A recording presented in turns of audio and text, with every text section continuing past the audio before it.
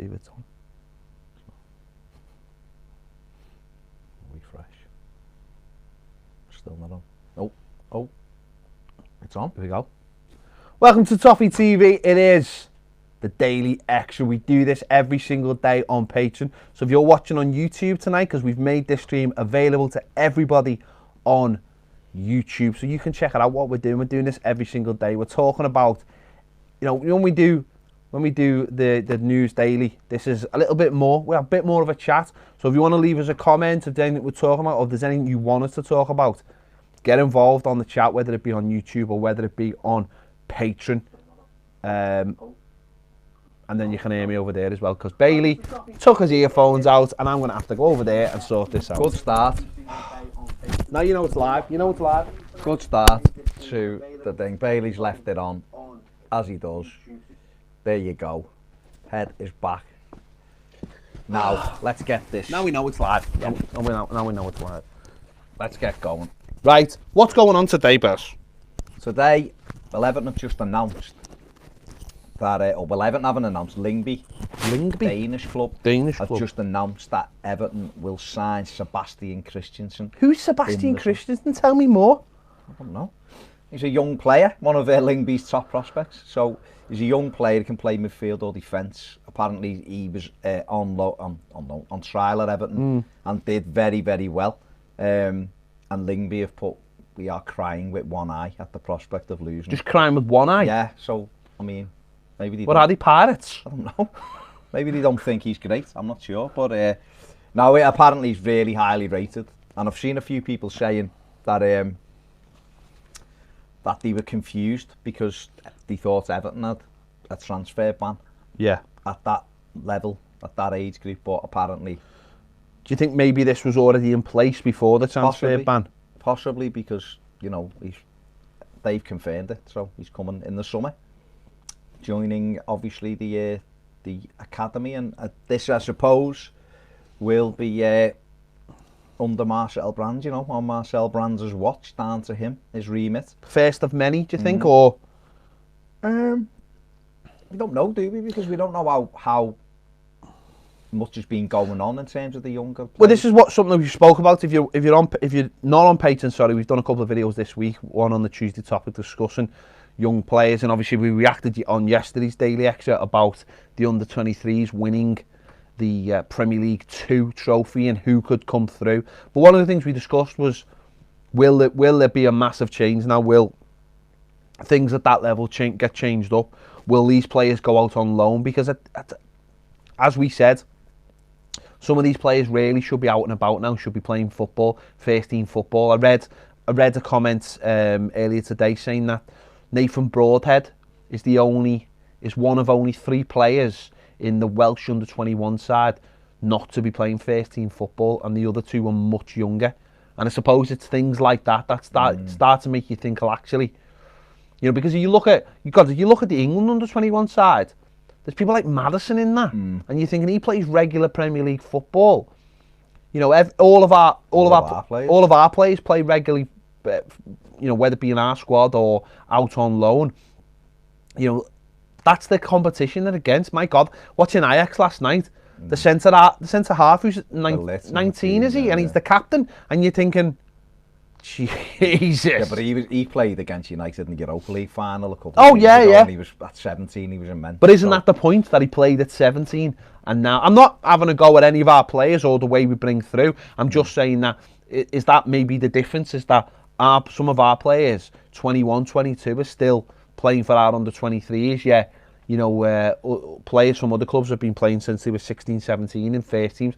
And I know, listen, I know the levels are different, and I know kids come through at different ages, or have growth spurts or whatever at different ages, but it does show you, doesn't it, that some of these players should possibly be on their way now to their career. Yeah, definitely, because I think if you're at Everton and someone like Nathan Broadhead, who's done very well this season, but at 21, you must look around and think, I want to be getting in a first team somewhere. If it's not at Everton, and that must be a really difficult decision when you're at a club like Everton, is making that decision to go, nah, you know what, I actually want to go and play football somewhere, and if I'm not going to get in this first team here, I need to be doing it somewhere else.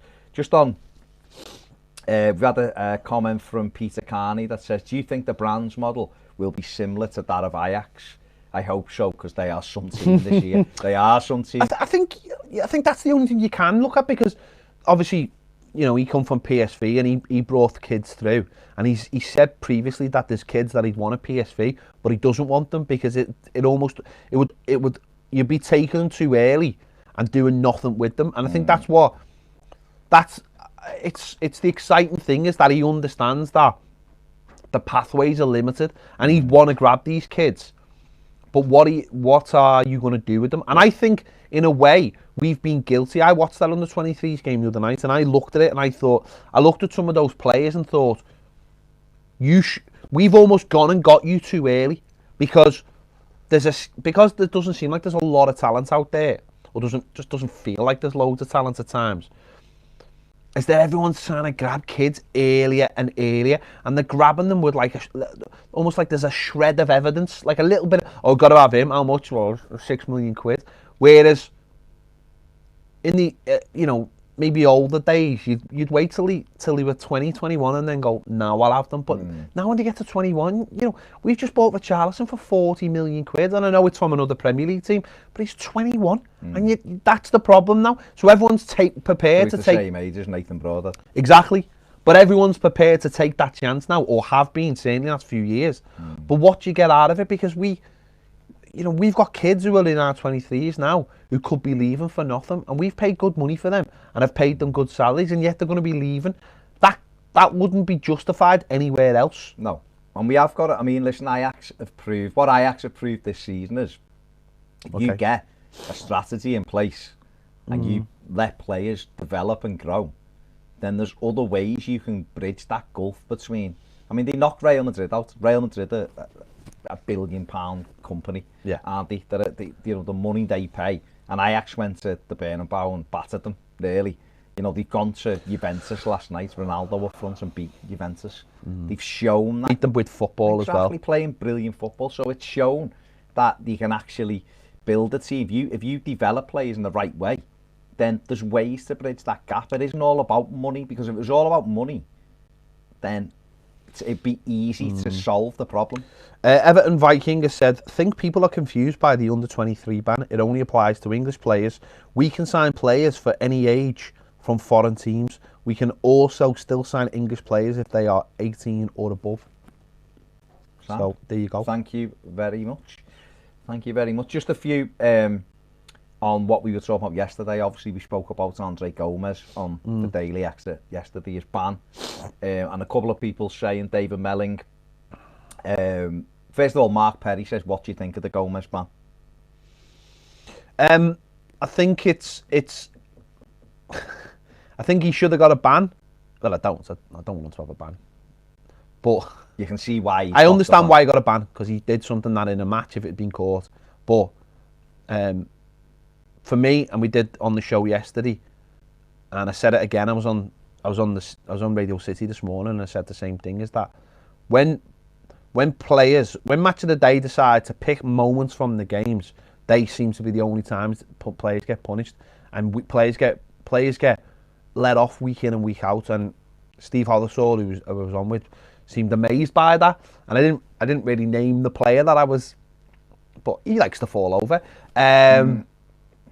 But players are getting away with stuff week in and week out because it doesn't get highlighted. And yeah, Match of the Day shows something, and I'd said it on air actually this morning. Danny Murphy is the worst in the world for it, the absolute worst.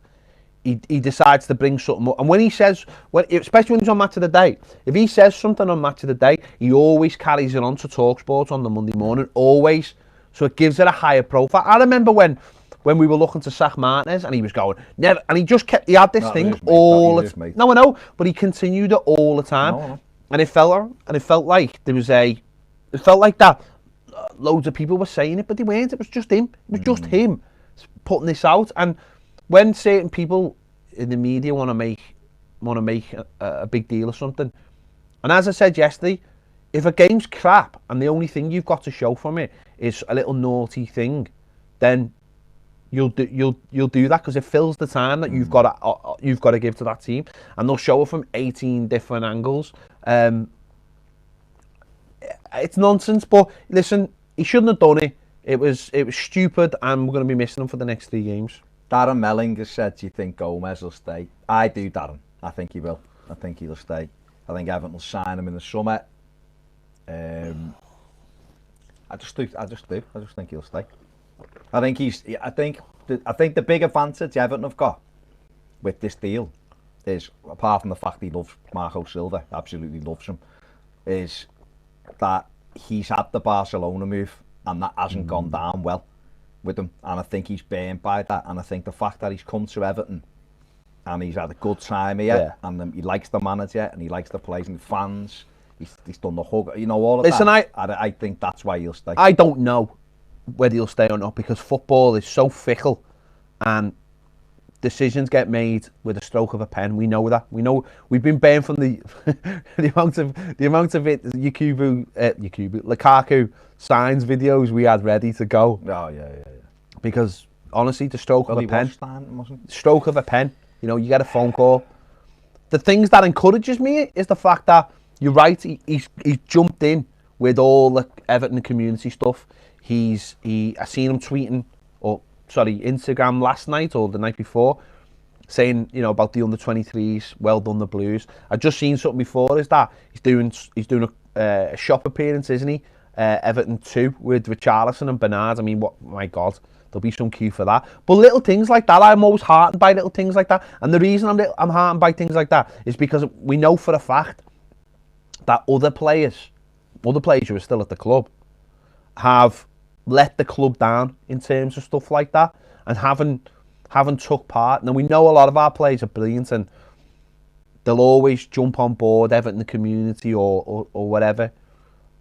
But I love the fact that he's only on loan, and listen, he doesn't have to do stuff like that. The club want him to do stuff like that, and they'll ask him to, but he doesn't have to. But he seems like someone who does something and wants to do it. I mean, my missus done the hug thing. I wasn't allowed down there, but you've seen all the picture. Listen, what happens in the dressing room stays in the dressing room. I don't know. He seems to be someone who's fully on board at all, and we've seen him afterwards when he's come out in his car and he put down his window and he's like, "Bye everybody, see ya," and all that like that. And it's things like that just, number one, it makes you feel something for a player, which I always think is the biggest thing. Because if you don't feel something for a footballer, then you're never going to be asked about giving them abuse, basically. I think I saw him at the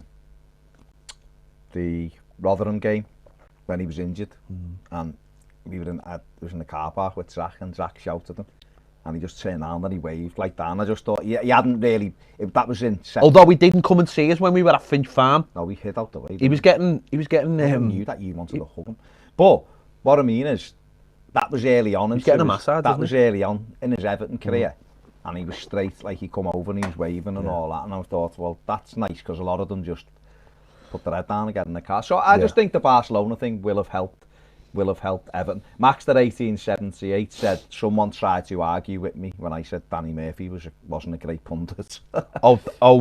He's the worst. Yeah, he's the worst. He is the worst. And when I worked on the railway, I had to tell him to take his feet off the seats as well. If that doesn't tell you what kind of human being he is, then Darren tweet, I think I've said that right, or tweet, sorry if it's wrong, said, what's your opinion on Ziyech? Hakim Ziyech, Ajax? Any players I thought we could get from Ajax. I don't think we can get them anymore. I mean, he's the other kid, Neres, on the other side. Yeah, well, his girlfriend said apparently they want to come to England in the summer. Oh, I seen it in the Albert Dock the other week. Did you? No. She didn't go to London. No, but I mean, we got linked with him, and those links would be sound if Ajax had been knocked out in the group stages. But I mean, they're going to get torn apart. Yeah. But and they already have. It started early. But Frankie going. I mean, they're tremendous. Simon Rowe, 8. He's coming to Goodison for the first time ever for the United match from Australia. Any tips? Enjoy it. Some people have said stay at home. Chris Chappell and Max at 1878, naughty. Simon, just enjoy it. I think we'll win, but just enjoy it. Take it all in. Drink it in. Because it'll be great. If we win, that is. Mitchell Balzan over on Patreon has said, "Don't crucify me. I personally don't think you should accommodate youth in the first 11 or the 23. I think it should be a case of the cream rising to the top. Classic case, Rooney.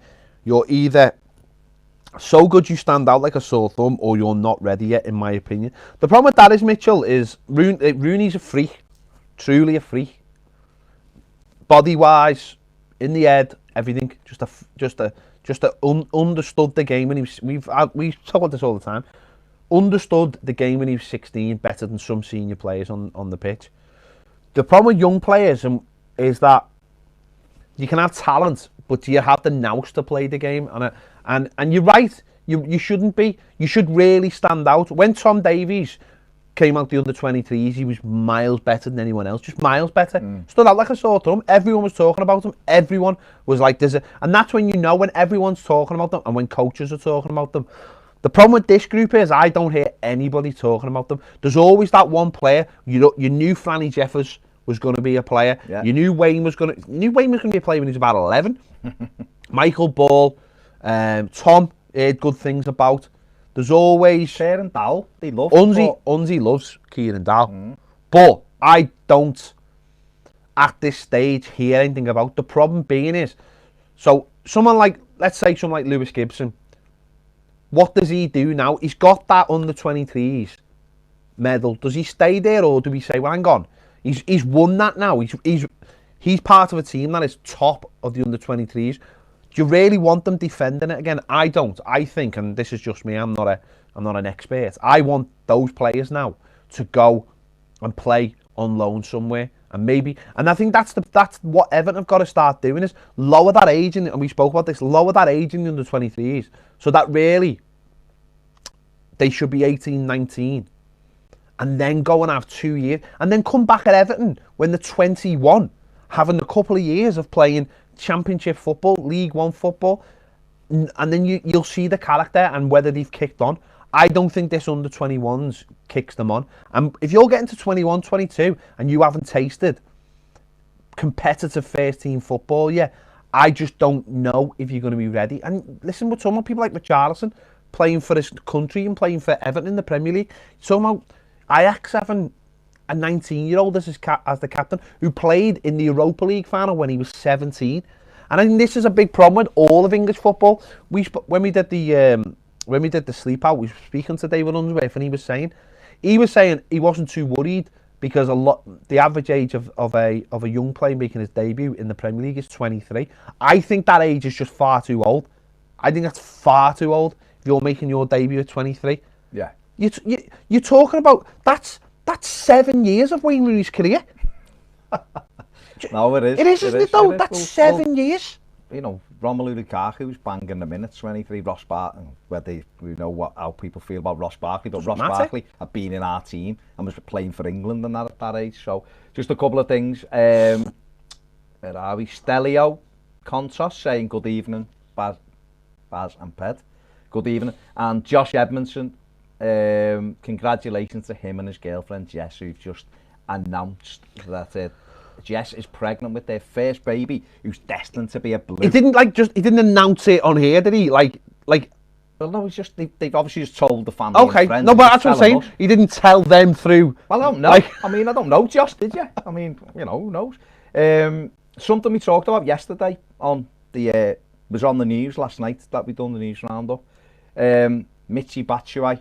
Oh yeah. 40 million quid. Peter Carney has said, surely there's better options than Batshuayi at 40 million pounds. There's got to be. I don't think we'll be looking at this summer is going to be huge, because I honestly feel like this summer, forget about what's going to happen in terms of like who's going to come in, but I think what you're going to see this summer is that structure all change. The under-23s and the first team. And I think at the moment we're all sitting here, and we're all sitting here wondering what kind of player we're going to go for. How's it going to work with ins and outs? We already have an idea of that, sort of, one in, one out. But I think this summer we're going to find out where Everton are going as a club in terms of what the structure are, the players they're going for, where we're trying to buy these players. Because we all get sucked into all these names.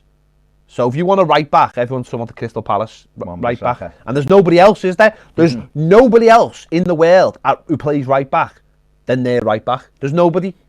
Every single club people will go to that, won't they? People will go to that because that's a lad they're seeing every week in the Premier League who's performing at Premier League I level. agree with you. But the media... The caveat to that, though, is Luca Dean. Who statistically has been named today as the best left-back in the Premier League. So, and you know, we were all going, and me and you were going, I hope we can get Kieran Tierney. We really wanted him because he was the next big thing. You know, and Celtic wanted 35 million for him, and Marcel Brand said no, it's all right. And we've got someone for half the price of him who's been absolutely fabulous for us this season. Who's a better player, more experienced, plays for the French World international, Cup winners, for the World played Cup for Barcelona, Roma. ultra professional. You know, on and off the pitch. And that, you're right, there'll be that equivalent, won't there, at right back somewhere. You know, hopefully Marcel Brand is looking at that. So, interesting one. With that Batshuayi, just quickly on Batshuayi, I think he's a good centre forward. I think he'd do very well at Everton. I think he's got good movement and good ability. But for 40 million quid and probably a big fat wedge every week. I mean, that's why the loan thing, you know, well, we couldn't get him on loan, but that's why Everton didn't buy him in January, because apparently he wanted 160 grand a week. So, and also you've got to take into consideration the situation at Chelsea. We don't know what's happening at Chelsea. He could think if Giroud goes, there's one out the door. He's got a contract. Chelsea can't buy. Higuain, I don't know. I don't see it. I don't see it in the Premier League. I think he's got great movement. He's got great movement. And when he came on against Liverpool on Sunday, that's when Chelsea came into the game. I don't think he'll get goals in that team. No, I don't think he fits the profile of that, and I don't think he can buy players to put round them to change the shape. That's what I mean. And for someone who's only there for one more season, that's what I'm saying. You can get a player like him, and you can say, right, we're going to get him, and him. I don't think they can change the shape. So Batshuayi might suit him a bit more. So. Well, he could play with Higuain and. Well, he could. So on Patreon, Teddy Sass. Hey Ted. The best name. That is the best. Teddy Sass. Come on, the best. Can all agree. Teddy Sass is the best name. Asked what we think of Lookman, and do him and Tom Davis have long-term futures at the club? He said, "You two don't seem convinced by Lookman." I'll answer this first before you do. It's not I'm not convinced by Lookman. The problem I have with Ademola Lookman is I don't know where he plays. I look at the way Everton is set up. I look at the way Marco Silva plays, and I just don't see where he fits in at the moment, Teddy. But he's not better than Bernard. He doesn't work as hard as Bernard. So for me, he can't play on the left. On the right-hand side, he doesn't play as a winger. And does he get back enough and help his fullback out? No. So he's not going to work as hard as Richarlison. So the only place I can see Ademola Lookman fitting in at this moment in time would be off Dominic Calvert-Lewin in a number 10 role. For me, that's not to say he can't be in the squad. For me, where does he want to play? That's not positional. That is, what club does he want to play for? Because I just get the feeling he just doesn't want to be at Everton. And manager kept him at the club last summer. He said he wanted him. He said he's a good player. But surely if you get to the end of this season and that kid still doesn't want to play for Everton Football Club, then you've got to say, well, if we can get him out and we can get 25 million for him and we can bring someone in who does want to be at Everton, who will be pushing to get in the first team, because that's what it's all about, isn't it? We don't know if he does want to be. No, that's what I'm saying. That's the question. The question is, does he want to be at Everton Football Club? Has that been answered properly yet? I don't think it has. Because the club basically made him stay. So there was around October time, you looked at him and you seen body language, you seen pictures of him laughing and all the rest of it. But if that's there, then you would expect him to go into training and work harder and have a spring in his step. And you know what? Let's be honest. Between December and till February, it was crap. And he should have got in the first team. He should have got in the first team, and he didn't. And that, to me, just sounds like a player who hasn't got his heart into it. He might do. He might have had other things. I don't know. I think he's a talent. But there's also other talents in the Premier League that are playing for other clubs, and I see them do things, not every week, but now and again, and there's a feel for them. People, look at the kid at Chelsea. Hudson, right, he makes a lot of noise because he wants to go to Bayern Munich or whatever, and the next minute he's in the England squad out of nothing. Well, Lookman should be looking at that and going, well, that's a challenge to me to get in the England, to get some good performances for Everton. So, because I could be knocking on the door, because I imagine Gareth Southgate is looking at all these young kids going, who can I bring up from the under 21s? Who can be the next one? Who's the next big talent? And Lookman might look at it the other way and go, well, I'm older than some of these players and I'm going to get overtaken by them because I'm not playing every week. And listen, that's up to him now. But Tom Davies, I think for me, he's a big squad player, and he's still got 2 or 3 years to develop and force his way in. And you look at someone like him, and I think of someone like Leon Osman when I think of Tom, someone who can be in and about the squad, not always in the team, but gets himself in the team and becomes someone that the manager can rely on, and is an Evertonian and wants to be there and wants to be an important squad player. And you need those players.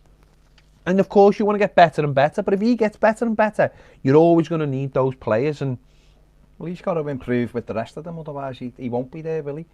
James Pirry, also on Patreon, one of our patrons, hello James, says, do you think any of the players we have on loan right now can come back into the first team squad and help us next season? For example, Vlasic could give us another option at number 10. Do you think Kieran Dowell can do a job, and how much do you think Onyekuru is likely to improve? I struggle with the loan players. I just don't see them doing enough for me. The younger ones anyway. So that might mean that some of them need another year. None of them seem to be excelling.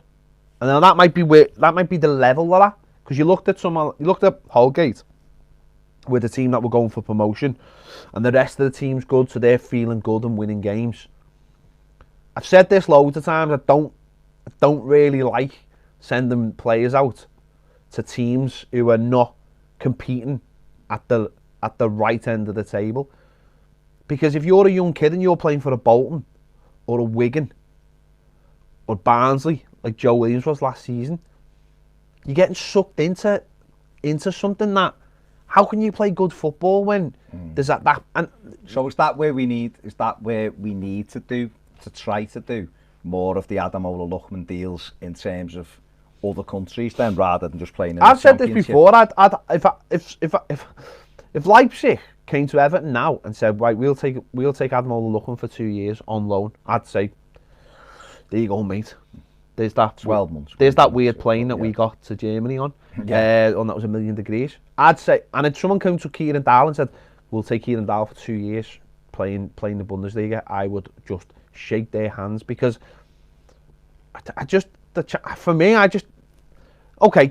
Colgate's doing all right, and Dowell is in and out of the Sheffield United team. But when he plays well apparently, and he's played in different positions. And there's that pressure of the team's playing well, because if it wasn't playing well, it wouldn't be pushing.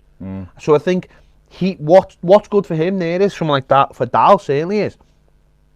He's got to play well, otherwise the manager will drop him. Whereas I look at players like for Wigan and how well did he have to? Is there someone there to take Anthony Robinson's place? Is there someone there? But it's not even just that though, is it? It's what level of football they're playing at. What's the stand? What kind of football are they playing? Exactly. Are they just kicking and I don't know, but I'm saying that they just kicking and exactly. Or are they trying to play the Everton way? They're not going to play that. They're not. Wigan aren't going to be trying to play football. They're just not, because they're scrapping.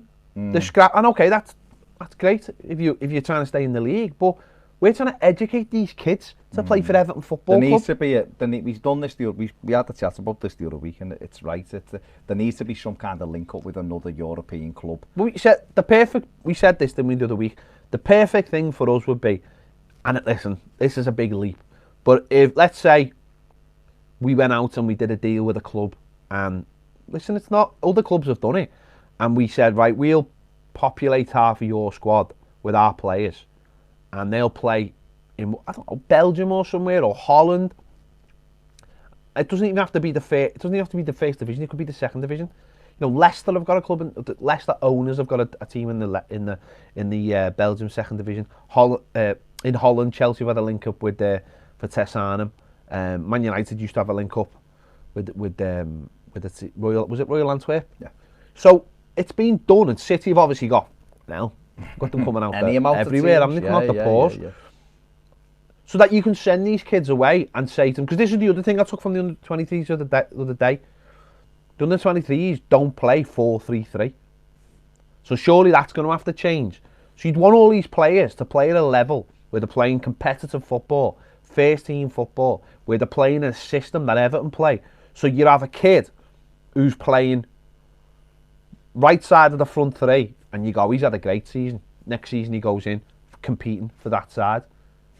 You know, you look at someone like Barca B or Real Madrid B, where that'll have happened in the past. Maybe a kid's been boss and he gets the step up. But I think they mightn't always make it. But surely you've got to have... that's a better bridge, isn't it? Surely you've got to have a similar way of playing, knowing what you want from certain players, than just going to play football. Toffee96 on Patreon, one of our patrons, said, should the club look to sign another midfielder if Gomes and Garner remain at the club? And do you think Brands and Silva will be able to find a striker who can score more goals than Dominic? I think if Gomes and Garner stay at the club, then yeah, I'd still want to sign another midfielder for the simple reason that I don't think Schneiderlin will stay, and then it's who goes into that. I suppose it depends though, because if Nikola Vlasic comes back in, and I'm not convinced he will, but if he comes back into that, then he's in that midfield. Yeah. Well, we skipped over a bit of the question though on the loan players, because Onyekuru said he's knocked back PSG, and he wants to play Premier League football. Yeah. And when I met him in Paris, he really wanted to come and play for Everton. You know what I mean? He said he could have gone to PSG before he signed for Everton, and his dream is to play in the Premier League, and it's still his dream now, having had 2 years. He knew it was going to be. He said they knew it was going to be difficult to get a work permit at the time. But that's the whole point of going on these loans, to develop as a player so that I'm ready for the Premier League. Yeah. And hopefully this summer will be when he gets his Premier League, his work permit. So he's an interesting one, isn't he? Because he can play anywhere across the front three. He's versatile enough to go right or left or through the middle. Then that would, if Everton could then maybe move out Theo Walcott, say. I think with someone like Onyekuru though, you get him back. You get him into pre-season, and then you know what his level is. You know what you're working with, and if within a couple of months there's evidence that he's not there, then I don't think there'd be any issues getting the money back. You'll get money. You'll double what you have, because his record at Galatasaray and his record for Anderlecht will do him, and he scored 22 goals for Eupen, didn't he, in the Belgian league as well. So he's got some decent pedigree. He's playing for Nigeria on a regular basis. But me personally, I'd still want us to buy a midfield, bring another midfield. I want one beginning with G, so we've got triple G. Isn't Gylfi part of that? Oh yeah. I mean, it's already there. Why isn't anyone using that? I don't know. Why aren't we using it on t-shirt? Everton Viking says, I don't know about you guys, but it's the calmest I've ever felt about going into a summer transfer window. I have a feeling business will be done early, and it'll be the players that suits the system Silva wants us to play. I'm excited by it because I'm not sitting here thinking it's going to be this player and that player. I'm excited because I think it's going to be a change for Everton. I think Everton are going to do things differently, and I'm just excited to see what that blueprint is, because at the moment I think we're all sitting here and we're expecting. I don't know what I think people might be expecting different things. I'm interested to see which direction they go in. I don't think it's going to be this direction of spending loads and loads of money, but I'm really hoping it's going to be intelligent. And you see this be obviously clearly signs of that from last season in different ways, whether it be loan deals, whether it be free transfers, whether it be going after talents that other people haven't identified, or it's not the big shiny thing. And it might be a case of we go after one big target and put a lot into that, and all the other ones are very calculated, and that's where they might have been when they said they've already spotted the targets. I mean, there's a difference between identifying targets and actually having targets secured, and that'll be the next interesting thing. It's like, it's all right. Well, we've identified play. Yeah, great. I've identified Messi. Doesn't mean I'm signing. You know. Yeah, but no, you know what I mean. No, there's isn't the it? point when they say we've identified who we want. It's clear that they know the path they're taking, and I should imagine they've got positive feedback from the players who they've targeted. And you look at someone like Sebastian Christensen, who we opened the show with. You know, he's a kid, okay, but that's been, you know, Marcel Brand said the other week, speaking in London at the football thing he was at the other week, we were planning from September the 1st for this summer. So last summer, the door had shut, and the planning became this summer. And that's what you're getting from that. That's his job. Stephen Dutton on YouTube, just said, wouldn't be wasting time on Lookman. Fair number of decent wingers out there. Well, again, though, they won't. Ralph Linsky's got talent, but he's not doing it. Well, that's the point, though, isn't it? I don't think they will be wasting time on him. They'll. I think, again, coming in last summer, they won't have wanted to go, right, just get rid of him. He wants to go, because who's to say 12 months down the line, looking at it going, oh God, we should have kept him. I think what they will have been doing is using this whole year to assess someone like him. They would have known straight away, talent-wise, who wasn't good enough, and they've got rid of him. Some players had a bit more of a chance than others. Straight away we knew, didn't we? This player's going, that player's going, and then there was almost like some of them who were just on the edge. So, you know, Sandro, who played the entire pre-season, basically because he was the only one who could play right side of midfield, because Theo was out. He could, you know, things have been slightly different, or he'd scored a couple of goals and had a bit more confidence. He could have just managed to stay. Who's to say? I looked at him in pre-season and thought he might be a useful part of the squad. I'm not talking about a starter, but last 15, because he seemed to fit better wide. But you can understand why they got rid of him. He hasn't scored a goal, you know. But there's not to say he doesn't come back this summer and he's improved a bit by being. You don't know, do you? But there'll be some who are right on the edge. Of course, and I think that's where they would have looked at Lookman and gone, right, we've got to see. And also they might have looked at him and gone, this kid's a bit of an enigma. His personality's a bit of an enigma. People might say, oh, he's quiet or he's shy or whatever. And don't forget, he wasn't at the club for 5 months as well. He'd been in Germany. So from that point of view, they might have looked at him and gone, hang on, this kid's been in Germany. Let's have a good look at him.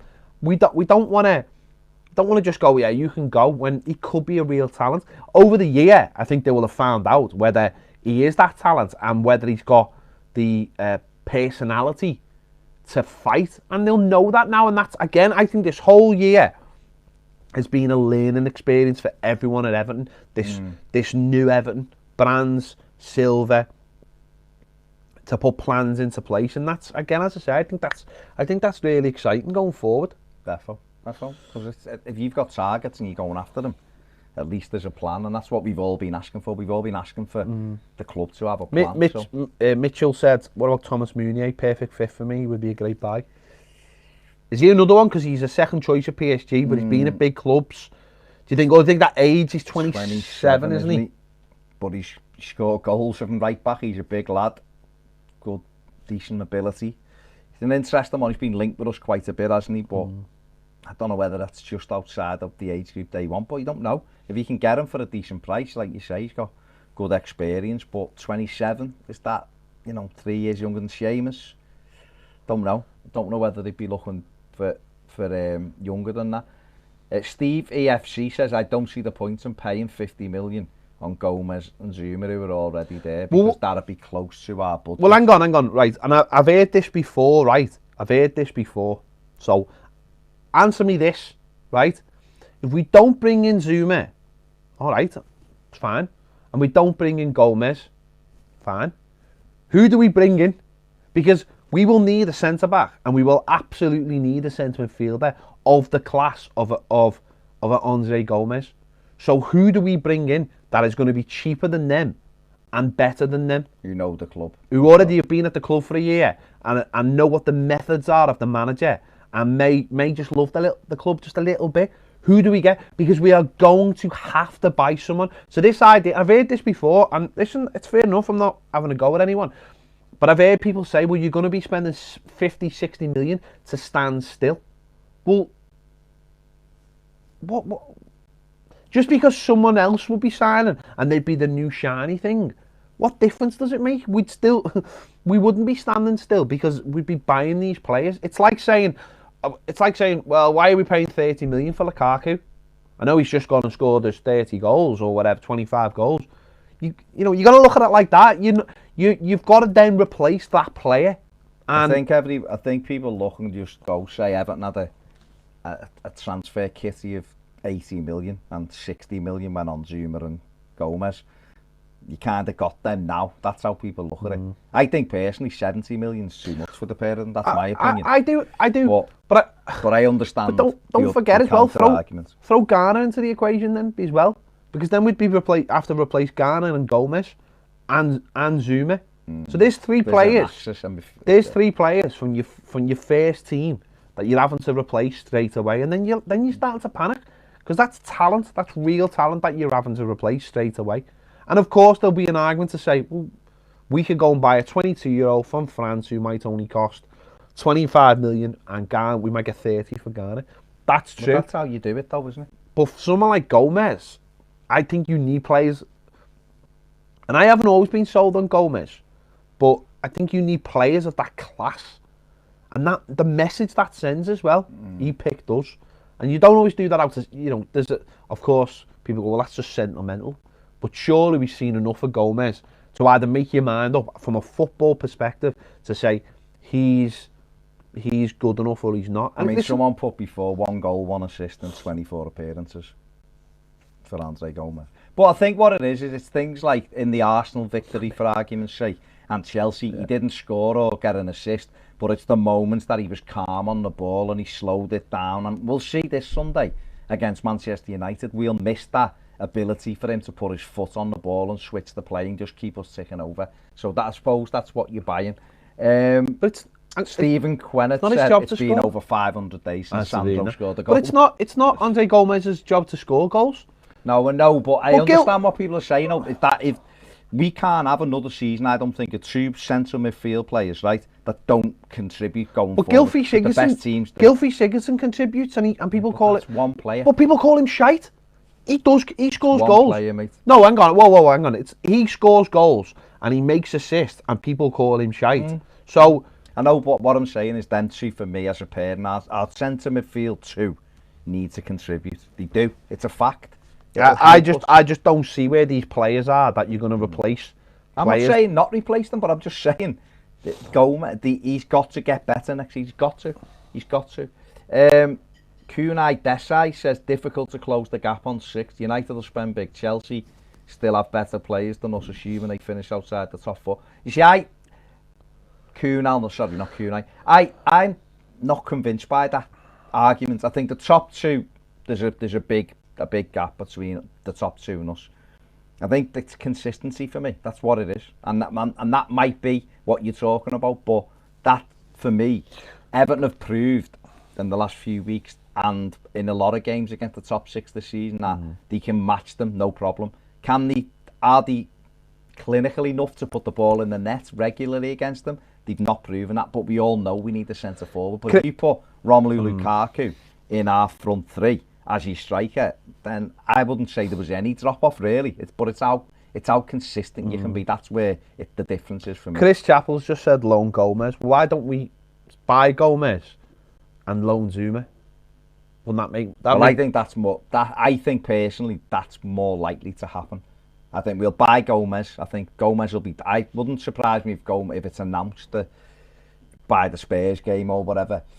The Zuma one again falls back, like we said before, Chris, doesn't it? With Batshuayi, Chelsea mightn't be able to buy anybody, so therefore selling players, they might have to look at the likes of Zuma and go, we can't afford to let a 24-year-old centre back go because we can't bring anybody else in. That Christensen come out the other week and said, I've been told I can't leave in the summer because we can't buy anyone, so I've got to stay for another year. So maybe Zuma will be in the same boat, but Chelsea might say, I tell you what, we'll loan him again with a recall option in January if we're struggling or whatever. So you don't know what's going to happen, but David Collins says the 50 million will easily be covered by outgoings. Zuma won't happen anyway. There are so many players out there, but they will cost big money. Marcel doesn't want to spend. I don't know whether it's he doesn't want to spend big money. I think he wants to be careful on who he spends it on. It's right. Listen, whether you like David Moyes or you don't, in that era, David Moyes was always very cautious about spending money. If David Moyes would have had 28 million, he'd have probably still bought Romelu Lukaku with it because he was a fella who guaranteed you goals. But he wouldn't have spent 50 million on Gylfi Sigurdsson because he would have looked and gone, I can get someone for 20 million that can almost do what he can do, kind of thing, but he'll do this and that for me. Moyes was very careful with the money. Then, Martinez didn't really have the money, so I can't really judge him. He wanted Everton to buy Lukaku, great. But then Koeman come in and didn't care about the money, and that's where the issues come. That's where the issues come from. They're nearly 25 million on Balassi. Players like that. Brands wouldn't spend that. But it's also the point that there's so many players still on the books at the club that are taking a wage that is draining the money. And until they've gone, then money is going to be an issue because you can't. If you spend big money on a player, they'll expect a wage, and we can't offer them that wage while we've still got players. You know, financial fair play, whether it be the UEFA version or the Premier League version. I mean, there's a pay cap in the Premier League, isn't there? There's a wage cap essentially. That's literally what hamstrung us in January was the Premier League pay cap. So we have to get these players out. I said this week, but I done a tweet the other day and there was 17 players on it who don't play, and I was like, would we miss any of these? And you look and go, 17. And obviously you can't get rid of 17 players because the squad's got no one left in it. And some of it. And yet, when games like Saturday, when you climb for something to come off the bench, there's nothing there to come off the bench. And again, that's the big problem, isn't it? That's where Everton are going to have to be looking at it. And that's where you want, going back to someone like Lookman, that's where you want a Lookman chomping at the bit to come off the bench and do something and change the game. Well, the kid had half an hour and he must have touched the ball 4 times. And we don't have enough of those players at the moment who are ready. And we've said this before. It's funny because we said this in the first part of the season when we were doing all right, and it was like we had that 11. It was like this 11's fine, and then suddenly that 11 dropped off, whether it be physically or whatever. And then it was like we had no one to replace him, and it was only when we got that 17-day gap that team sort of, although much changed, went again. And then you get another flash. You will always get that in the season, and it's how you change those 2-3 positions and what you've come off the bench. It's almost like Silva's had to find 2 teams this season. At the beginning of the season, he started with one, and then he got Gomes and players back, and that got us that good little spell up to the Liverpool game. And then it seemed like that got found out, or people got tired, and then we found another team. And then Saturday you get that little bit of a shock, but you're looking for those players to push those players, and that's where we are at the moment. Aaron Hamilton asked, "What did you think of Josh Bowler the other night?" I thought he was good. I thought he looked like I said this yesterday, like he's got an idea, like there's a picture in his head and he knows. But the problem with him is though he's a left footer playing on the right with 2 up front, and the fullback never went past him once. All game. So how does that fit in with what we've got in the first team? Because in the first team, he'd have the fullback going past him. He'd be part of a 3. And he'd be asked to track up and down. Straight away, I'm thinking, well, I don't know if I could say he could go in the first team because there's no connectivity. Judge, are you? Stelio, Contras, what do you think? Mitrovic is good. I think he's shit, but also good. I know what you mean.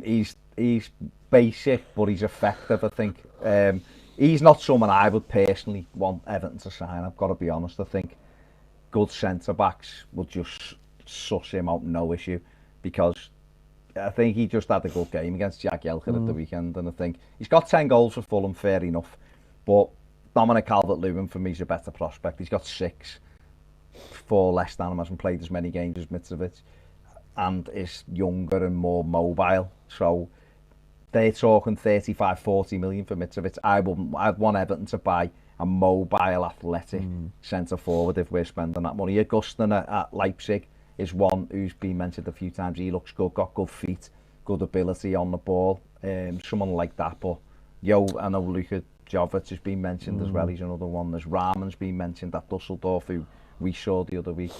But Lucas has said on Patreon, do you think that do you think that there's possible wide players that could convert us to a striker? Nicolas Pepe, who's been brilliant in France, could be a good fit. We should have some big competition for him, though. Been linked with us, hasn't he? Possibly. I mean, you know, Salah as someone who scored a hell of a lot of goals from a wide position, hasn't he? But they're really fluid, Liverpool, so he pops up all over the place. I think, and we've got that with Richarlison, haven't we? We've got a lad there who's got 12 goals and he's very good at ghosting into the box. He's got to get in there more often. But there's, you know, I've always wondered why Walcott wasn't given a go up front when he's not done nothing on the right wing. But there'll be other players around Europe who probably can play through the middle as well as wide, and that's probably more like what Marco Silva would like as well. I mean, the best teams do it. Man City do it, don't they? They have a fluid front three, so I don't know, maybe. Yeah. Teddy Sassa said, do you think there's a realistic opportunity to sign Ndombele from Lyon? What price do you think we're looking at signing him? I've watched him quite a lot and honestly think he's worth breaking the bank for. Weren't we linked with him around deadline day? If Ghana was going, is that the same kid? And Dembele, yeah, we were linked with him all through January. But he's one when PSG. I know we're just getting under Herrera. He's a good player. I think Lyon president said they'll let him go with open arms, but I think it was for about 50 million or 60 million. He's 21. He's good physique, box to box, good player. Could we get him? I'd seen him against City. He was good. There's another kid in France. There's Sarr in France as well. He's Sangalé as well in France. Who's another one. So there's players there who could do probably what Ghana can do. Don't know whether they're as effective as Ghana, but they could certainly do a job like Ghana. And they're probably the ones that Marcel Brands will be looking at. But who knows? I mean, Ghana might end up staying. You just don't know. But it's difficult, isn't it? I suppose. Dara Tweet said DCL is a good centre forward when he's consistent. It's what we need him to be consistent. Ralph Linsky said, are we cursed, lads? So massive issues to solve, I believe. You know what, Ralph? I think we're going forward. I really do. I know we've hit a couple of bumps this season. I think it was always going to be like that. Would I like us to be a bit higher with more points? Of course I would. But I think with people who we've got now in charge, I feel as though we are on the right track.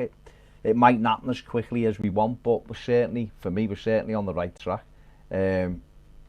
You know, Cameron, we spoke about Sebastian Christian right at the very start. Good signing, you know, highly rated. Could be a good signing for us. Don't know much about him, to be honest, so I can't really give that much of an opinion. Videos and stuff, is there a major disconnect between the first team and the 23s? Yeah, huge. It's huge. There's a major disconnect between all under 23s and first teams. The difference is, well, and I think this is where what we're going to see in the summer is we're going to see it. I think we're going to see a change. I think the older players are going to leave. The ones who are out of contract are going to leave. Everyone probably over the age of 20 is going to go on loan. And next year it's going to be populated with young kids, you know, because look at someone like Ellis Sims. He scored all those goals, but I honestly don't feel like there's major hype about him coming from the club. I don't think anyone's shouting from the rooftops about this kid. I think they understand he's a good talent. He's scoring a lot of goals, but is he just that he's bigger and stronger than everybody else at that level? You know, David Undref's used them sparingly. He's only really used them, I think, in the Premier League Cup. And he scored 3 goals for the 23s. Yeah. But next season But he'll be. That's what I'm saying. Next season he needs to be in the 23s, and it's about getting. I think it's about getting 17, 18-year-olds in the under 23s, and anyone who's like 19 and above should be going out on loan, having a couple of years out on loan, so that when they're 21, we're making real decisions about them. We've played for a couple of years, and we're making real decisions, because you can't have players 23, 24 still out on loan, as far as I'm concerned. People like Matthew Pennington should be coming into the first team reckoning when they're 21, and if they're not, then they shouldn't really be at the club, because I just don't see it. I don't see how they're gonna get on with their career when they're past 21, 22. I really don't. I just don't see it. Because you look at Dom. Dom come, he played a little bit in the under 23s. He got a medal when he won the league a couple of years ago, but he was in the first team then.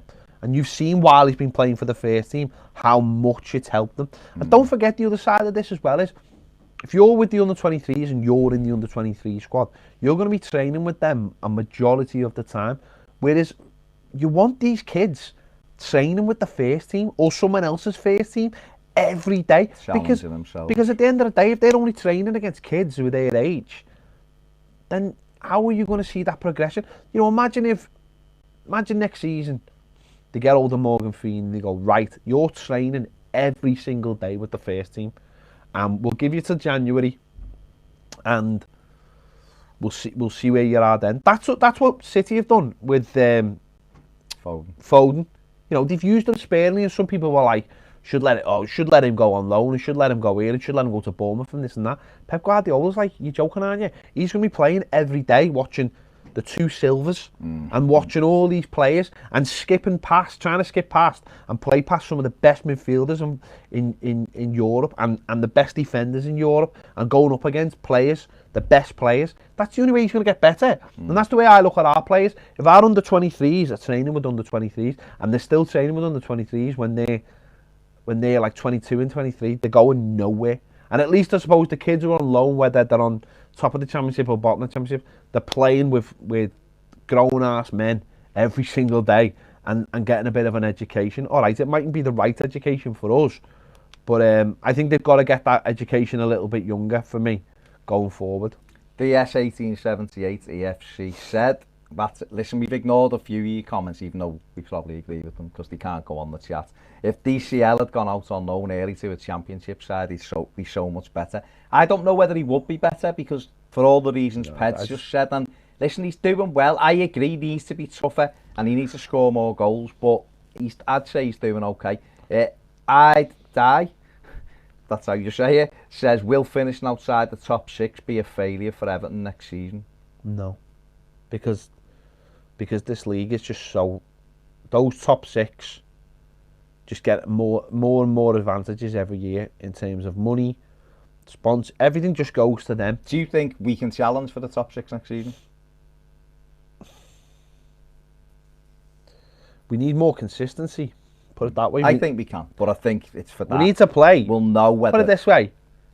We need to play 30 games the way we played the way we played the 3 in the row. You need to be at that level for 30 games. I agree. And if you're not, then you're just simply not. You can't afford to go on bad runs to finish in the top 6. You just can't.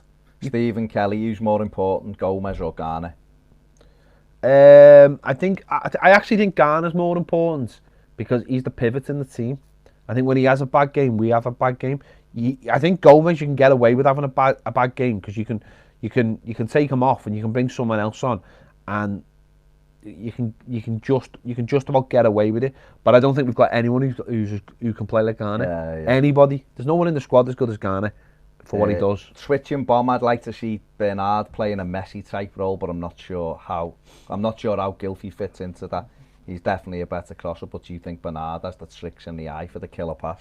I do, but I also think him and Luca Dean down the left is a fantastic partnership. I do, and I think they'll only get better.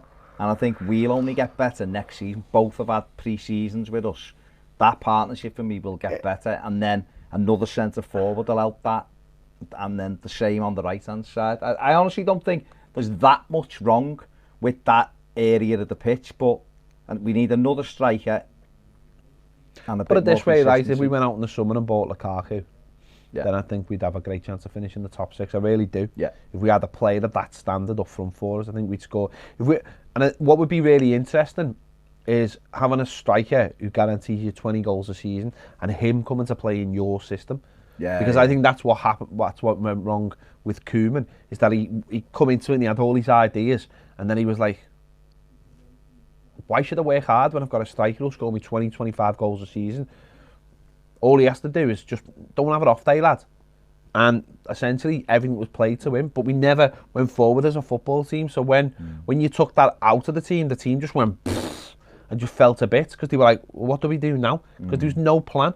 Whereas I think now with a plan, or seemingly like a plan, that if you could put a centre forward in there, listen, we know how hard they are to come by, but if you could put somebody could guarantee you 15 goals in the Premier League up front for this Everton team, I think suddenly you are knocking on the door. Because look at Arsenal.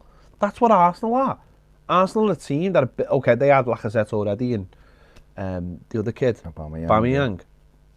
And he's built, but what he's doing is he's not someone who suffers any fools, and he's not a lazy manager, so he's building around them, and he only plays one at a time, because the temptation would be, let's play both of them, but that's not his system.